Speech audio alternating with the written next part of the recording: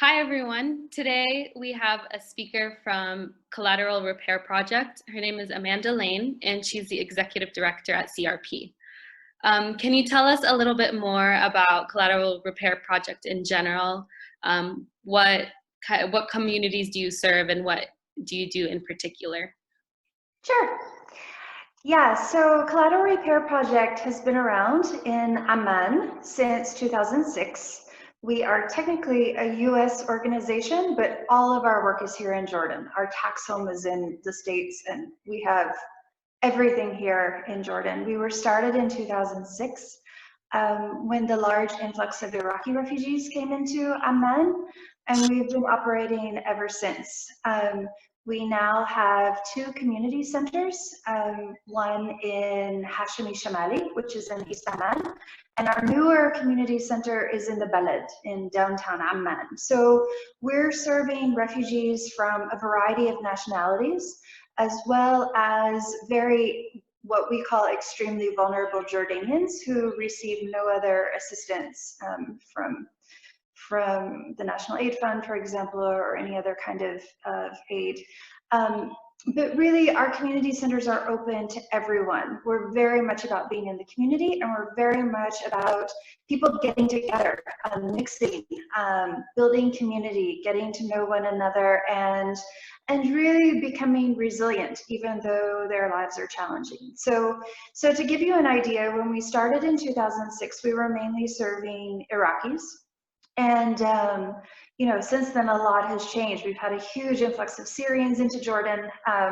Of course, we also serve lots of Syrian refugees, but we're really unique in that our programs are open to people regardless of where they come from. We actually encourage, we want people who are from different places to feel welcome. So a lot of the work that we do and the activities that we have are open and have Iraqis as well as Syrians, lots of Jordanians, but minority refugee groups, which are quite they make up a pretty large percentage of refugees in the capital city of Amman. So we serve Sudanese refugees as well as Yemenis, Jordan's fastest growing refugee population, as well as Somalis and other minority refugee groups. We have, I would say that our two main overall programs are what we call our emergency assistance program, where that program, we struggle always with having enough funds, but this is where we want to help people who really, really desperately need help with their basic needs.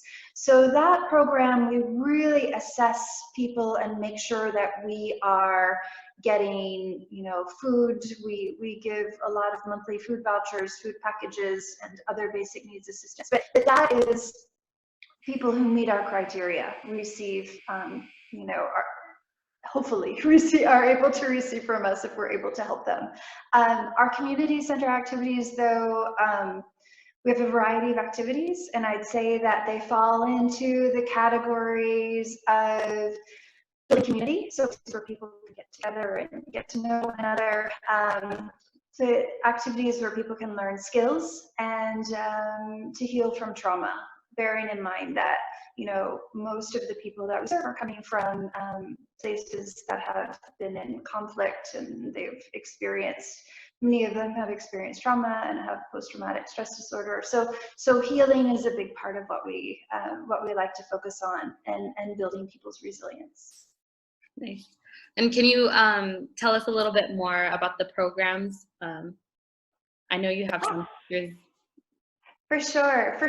I should probably say, because I think this is really important too, and this is something that is unique.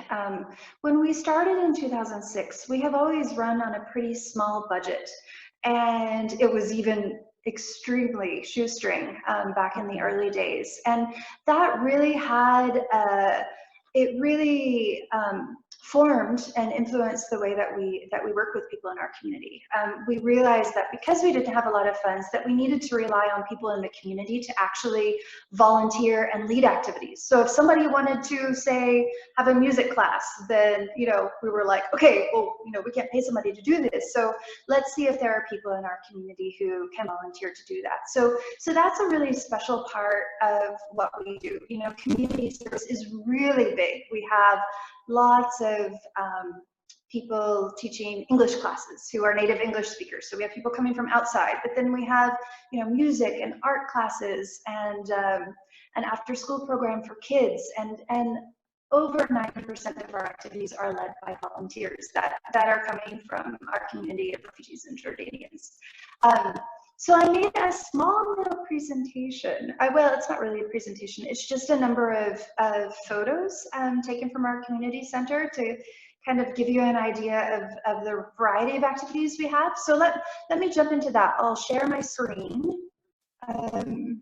Just a moment. Let's see here. Alrighty.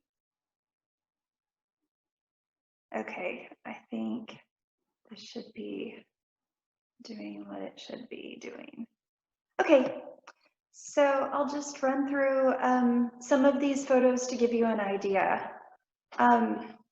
We really are, our centers are really a magnet for kids because there aren't a lot of places where kids can come out, a lot of kind of public and fun and safe spaces. So have a lot of kids activities. We have a daily after school club, we run a preschool, we have a lot of activities for teens. And I should probably say that the typical family that we're serving through our emergency assistance program, they really, really struggle because they don't have a source of income. They don't know how they're going to put food on their tables and things like that. However, if you come to our community centers, they're really vibrant. There's a lot going on. There's kids running around and having a good time. We do a lot of what we like to call community-based psychosocial support. So yoga is a really big program. This photo is taken from a women's acupressure for trauma program that we run, where women in our community have been taught how to do acupressure on other women, and people just show up and they're able to get acupressure. We also have massage as well, which is extremely popular. This looks like it's probably from an English class. English is one of our biggest programs, and we have, I think at any given time, we have about 300 people doing English. Wow, it looks like that guy back in the back under the window is crashed out.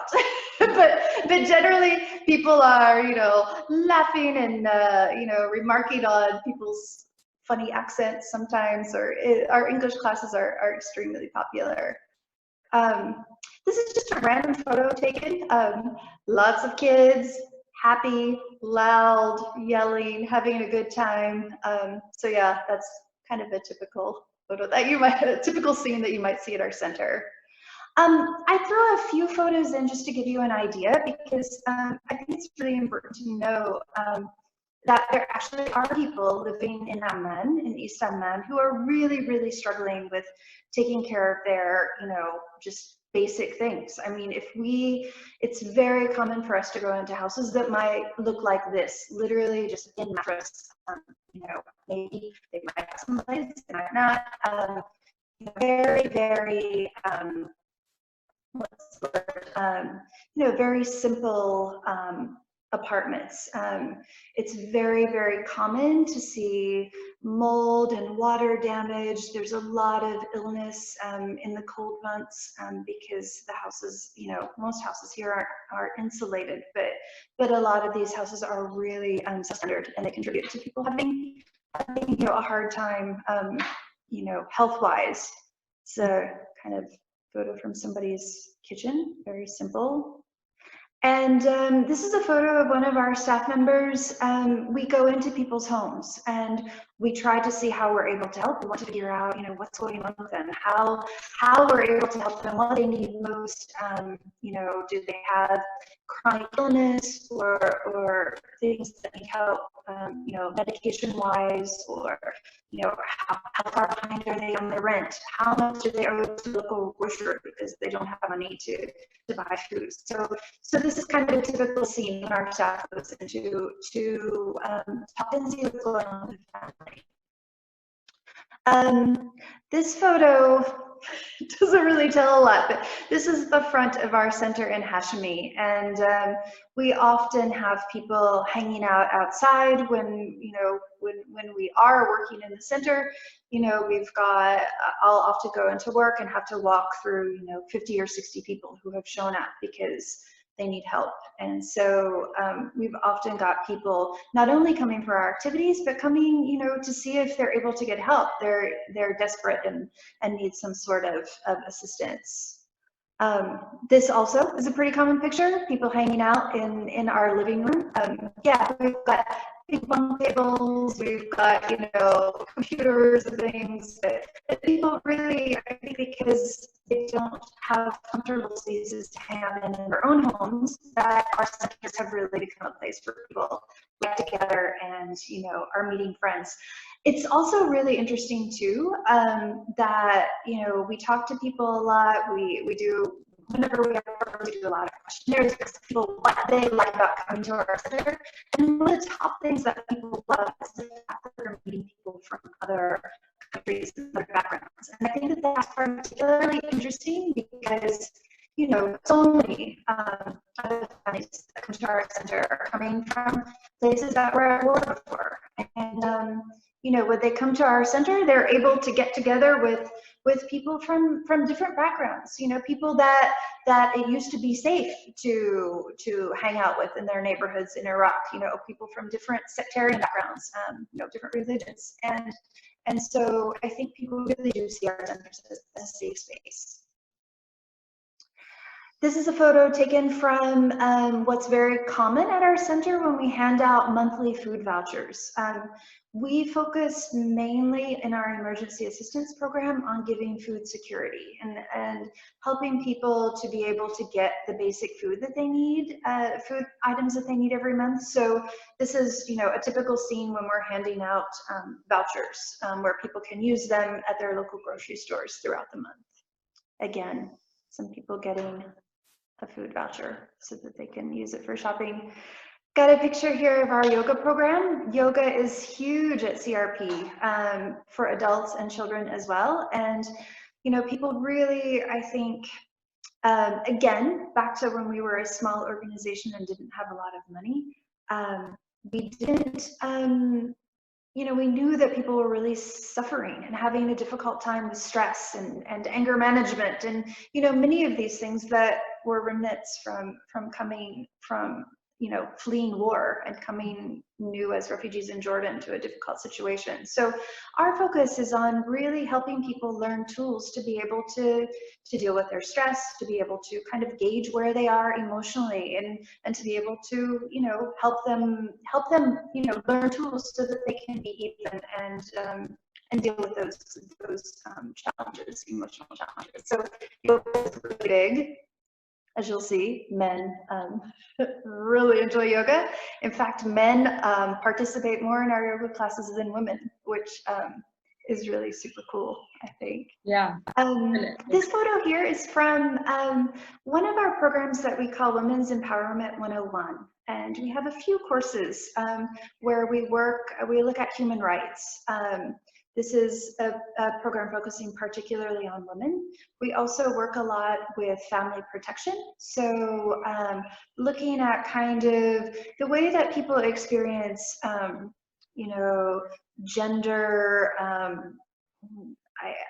the way we call it our gender-based violence course. And so we really, we work particularly with men and boys, looking at how, you know, gender norms might contribute to problems or violence in the family and things like that. So this is one of our 3 or 4 courses that we run on women's empowerment, gender-based violence, and leadership in action, where men and women and teens get together and do activities in the community.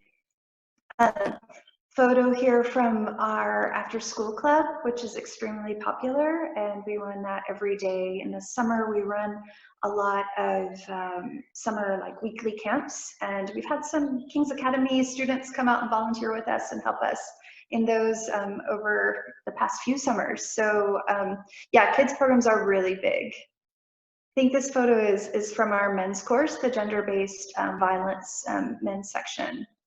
Again, we have a lot of activities for teens. I think this photo was taken from a field trip with teens in the community. A lot of refugees in particular don't know a whole lot about Jordan, and they feel unwelcome, and they feel not super comfortable going out and about. And so we really like to take them places so that they feel comfortable, they get to know the history of Jordan, about where they're living, and to kind of demystify and make them feel comfortable. Yeah. Yeah, these are a few of our staff members. We have staff members. Most of the people working with us are from the refugee countries or refugee populations that we serve. We also have Jordanians and a number of international folks working with us as well. As I mentioned, we work a lot with the Sudanese and Somali community, and this photo is taken in East Amman, where we work with one of the grocery stores to provide monthly food vouchers. Yeah, gosh, I didn't realize I had so many photos, but I think these are the last few. Just some photos taken from around our centers with some of our teens, some of our women who come in having a good time. This is probably also an English class as well, and another cute kid, because you can't have enough photos of some cute kids. So yeah, I think that gives you a pretty fair idea of what we do and what we focus on more and more. Okay, I'm trying to figure out here's how to stop share.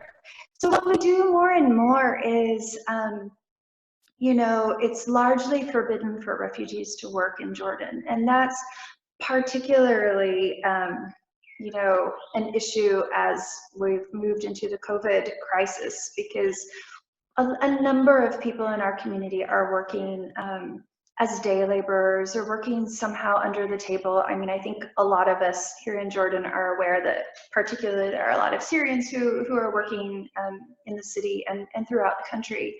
A lot of funding over the past year and a half or so, as an international or as a nonprofit organization, we're always dependent on grant funding. And a lot of this grant funding has moved to really trying to give people vocational training, and so that they will be able to find some way to work, whether it's in the formal, which is not easy, the formal sector, or the informal sector. So a lot of the program, I mean, we have a number of programs that I haven't mentioned where we're working with women, and you know, we have a productive kitchen, we have a craft collective, we work with men and they're learning barbering skills and a variety of cell phone repair and things like that. So that makes up kind of the rest of the activities that we do. But we have a wealth of activities, and now that COVID has hit and our community centers are closed, a lot of those activities have gone online. So we still have English classes going on. We still have our men's boot camp classes that are extremely popular, and just a number of classes. I think we have like about 15 or 16 classes going right now online.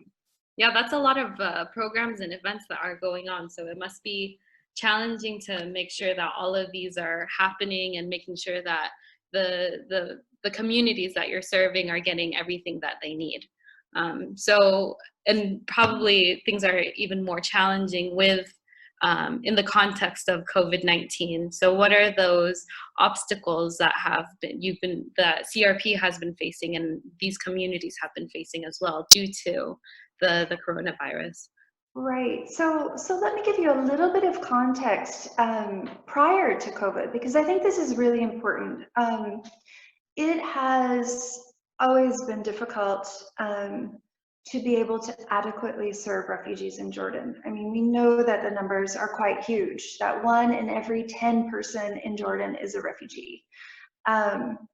We are now in the 9th year of the Syrian refugee crisis. And as those years have gone by, we don't necessarily see, well, we don't see that life is getting easier for refugees. The fact that, in large part, refugees cannot work legally means that it's very, very difficult for them to take care of their basic needs. Now, we know that there are people, who are working informally, sometimes, day labor or something where they might get a daily wage to be able to help them to pay for their rent and their food. But as the refugee crisis has gone on, the amount of funds that have come in from donor countries, which, comes various ways, ends up in grants and funds the various efforts to help refugees.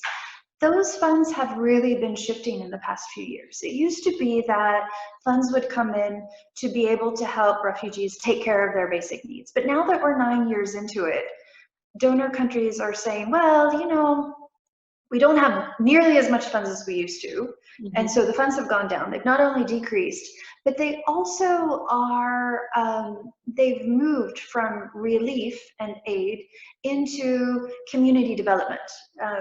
So mainly looking at what in the nonprofit sector we call livelihoods. So how are people going to be able to bring in their own money? Which really isn't easy when you're not able to work legally in Jordan, right? Yeah. So what's happened with COVID is not only CRP, our emergency assistance program has had to be cut by 50%. Just a few months ago in January, we had to cut our program by 50% because we could no longer find those funds.